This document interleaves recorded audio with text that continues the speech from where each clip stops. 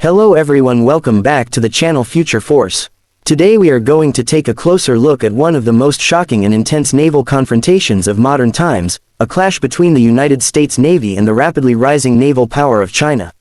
This is not just the story of a battle at sea but the story of two superpowers, two philosophies, and two very different approaches to projecting dominance across the oceans.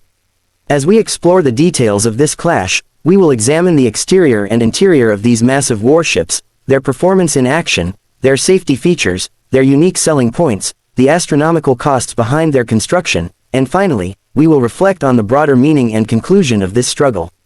This is not just about machines of steel and fire, but about the human ambition behind them, the strategies that guide them, and the future they are shaping. When we first set our eyes on the exterior of a United States Navy aircraft carrier, it is difficult not to be overwhelmed. These vessels are often called floating cities, and the comparison is not an exaggeration. Stretching over 1,000 feet in length, the flight deck alone dwarfs multiple football fields. The massive hulls are designed to endure enormous punishment while remaining stable in the roughest seas. At first glance, the exterior tells us a lot about the philosophy of the U.S. Navy. It is about scale, about endurance, and about sheer dominance. Towering radar domes, anti-aircraft missile systems, and advanced defensive structures are positioned along the decks like protective guardians. On the other hand, China's Navy has been working tirelessly to catch up, and the exterior of their newest carriers and destroyers reveals just how much progress they have made. Sharp angles, radar-deflecting structures, and sleek hull designs give their vessels a modern, almost futuristic appearance. Their destroyers, such as the Type 055, have been called some of the most advanced in the world, rivaling even the American Arleigh-Burke class in size and firepower. When viewed side by side, the U.S. ships project raw size and presence, while the Chinese ships emphasize agility, stealth, and efficient design. This battle of appearances alone shows us the contrast between two different approaches to naval warfare, overwhelming strength versus calculated efficiency. Moving beyond the imposing exteriors, the interior of these vessels tells an even more fascinating story. Inside a United States carrier, you find what can only be described as a small city at sea. Housing over 5,000 personnel, these carriers must sustain their crews for months on end without setting foot on land. The interior includes vast hangars that can accommodate dozens of aircraft, massive elevators that carry jets from storage levels to the flight deck in mere seconds, and command centers filled with digital displays, communication systems, and tactical planning stations. Walking inside one of these ships feels like stepping into the heart of a futuristic command hub where every second counts, and every decision could change the course of history. The crew lives in dormitory-style quarters, eats in cafeterias capable of feeding thousands, and exercises in gyms designed to keep sailors combat-ready. There are medical centers equipped to handle emergencies, chapels for spiritual needs, and recreation areas to help with morale during long deployments. Every detail inside a U.S. carrier is carefully crafted to ensure sustainability and readiness for any possible scenario. China's ships, while not as large in terms of interior space, represent a different kind of philosophy. The interiors of their carriers and destroyers are more compact, heavily automated, and streamlined for efficiency. Command centers are filled with digital consoles, reflecting China's emphasis on electronic warfare and advanced missile systems. Living quarters are tighter, but automation reduces the number of personnel needed. Their ships are not designed to stay at sea for as long as U.S. carriers but are optimized for quick, powerful bursts of action close to home waters. The contrast in interiors between the two navies is striking. America builds endurance and self-sustaining fortresses, while China builds efficient, high-tech platforms designed to hit hard and fast.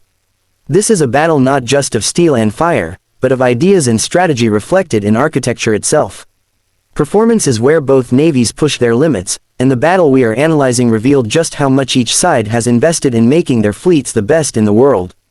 The United States Navy has decades of experience operating globally, launching aircraft around the clock, and coordinating massive carrier strike groups. American carriers can send dozens of fighter jets into the sky in rapid succession, creating a rotating shield of air dominance that few can match. Their destroyers and cruisers, equipped with the Aegis combat system, integrate radar, missile tracking, and interception into one powerful system that has proven effective against a wide range of threats. Nuclear propulsion grants U.S. carriers virtually unlimited range, allowing them to project power anywhere in the world without worrying about refueling. China, however, has been rapidly closing the gap. Its navy now boasts advanced aircraft carriers with electromagnetic catapult systems similar to those on the newest American carriers, allowing for faster and more efficient aircraft launches. Their destroyers can fire advanced long-range missiles capable of threatening even the most fortified American fleets. One of China's greatest performance advantages lies in its hypersonic missile technology, which has the potential to overwhelm even the most advanced American defense systems. In the battle, both navies demonstrated incredible performance under pressure. Missiles streaked across the skies, intercepted by defense fire in brilliant flashes. Jets engaged in dogfights above the ocean while submarines maneuvered silently below. Every moment tested the limits of technology, training, and human resolve. Safety features play a crucial role in naval combat, and here the U.S. Navy has invested heavily over decades. American carriers are built with multiple layers of protection, from watertight compartments to redundant power and communication systems. Damage control teams are trained to respond instantly to fires, flooding, or missile strikes. The ships are armored to absorb hits, and their electronic countermeasures can blind enemy radars or confuse incoming missiles. Close-in weapon systems, like the Phalanx CIWS, fire thousands of rounds per minute to neutralize threats that break through other defenses. Chinese ships, while newer, have also implemented impressive safety measures. Their designs emphasize compartmentalization to prevent catastrophic damage, and they employ their own electronic warfare systems to disrupt enemy targeting. The focus of China's navy is survival through speed, electronic deception, and coordinated defense among multiple ships. The battle showed just how critical these safety features are, as both sides endured hits and near misses but managed to keep their fleets operational. Unique selling points highlight what makes each navy truly different. The United States Navy's greatest advantage is its global reach and unmatched experience.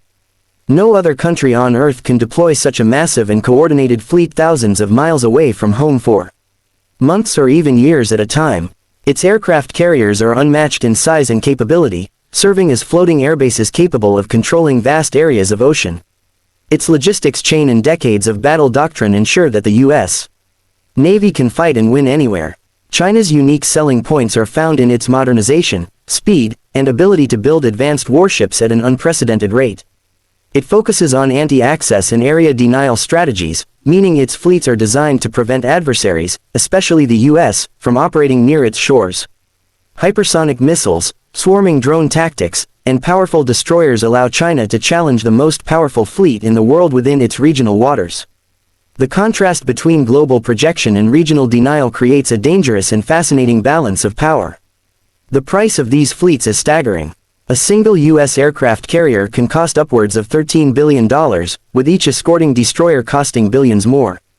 Fighter jets, submarines, and the enormous logistical chain behind them drive costs into the tens of billions annually. For China, the costs are lower thanks to domestic shipbuilding and streamlined production, but the numbers are still massive. Their carriers cost billions, destroyers hundreds of millions, and their rapid expansion is one of the most expensive military projects in history. But the true price is not just in money. It is in the resources dedicated, the training hours, and the global political implications.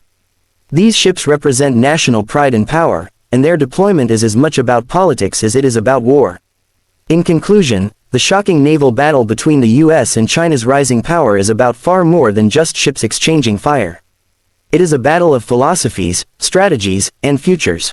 The United States Navy brings endurance, global reach, and overwhelming experience. China brings modernization, speed, and the determination to challenge the old order. Both sides demonstrated the best of their technology and the courage of their crews.